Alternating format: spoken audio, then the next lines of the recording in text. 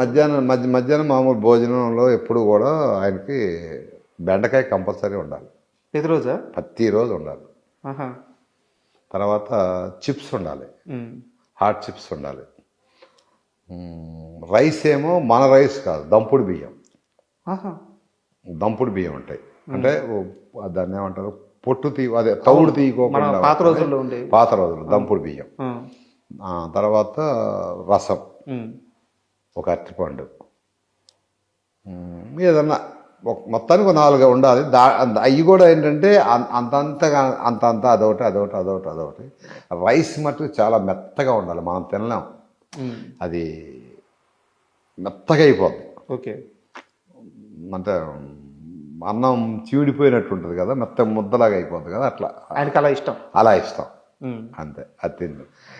ఇక సాటర్డే వచ్చింది అంటే సాటర్డే నైట్ నుంచి ఆయన కావాల్సింది ఎక్కువ ఇష్టం ఏంటంటే పాంప్లెట్ చేప తింటాడు.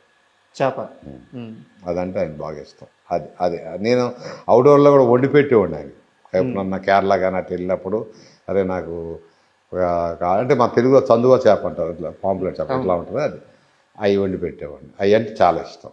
ఇక ఆ సండే మటుకి మటన్ కానీ చికెన్ కానీ 2-3 ముక్కలే అంతే. అంత తర్వాత ఏంటంటే శుభ్రంగా ఆ తినేది ఆదివారం పూట కొద్దిగా ఎక్కువ తింటాడేమో నాకు.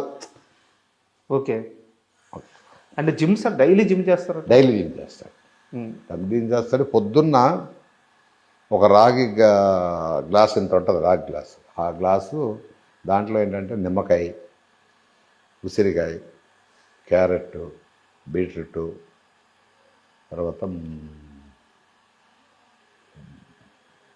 ఇది ఏమంటారు, వైట్ పటికి బెల్లం ముక్క ఉంటుంది, పటికి బెల్లం తెలుసు కదా, షుగర్ పటికి బెల్లం, అది కానీ తేనె కానీ, అది లేకపోతే తేనె, ఇవన్నీ మిక్సీ చేసి ఇచ్చేవాడిని.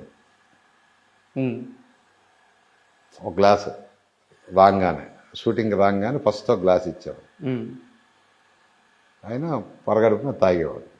ఓకే, అది కంపల్సరీ ఉండాలి. అది అందుకనే ఆయనకి హెయిర్ ఓడదు. ఇదేనా రహస్యం? ఎందుకు ఓడదు అంటే అదే, ఉసిరికాయ, క్యారెట్, ఈ జ్యూస్, నిమ్మకాయ, తేనె, ఇంత గ్లాస్ తాగుతాడు. మళ్ళీ ఇంత కాదు, ఇంత పెద్ద గ్లాస్ తాగుతాడు. నాకు తెలిసి ఆయన కెరీర్లో ఒక అన్నమయ్యకి తెప్పించి దేనికి విగ్గుపడినట్లేరు. అంటే ఫస్ట్ ప్రెసిడెంట్ గారు పెళ్ళడానికి పెట్టాం కానీ తీసేచ్చిన తర్వాత వాళ్ళు వాడింది అన్నమయ్య.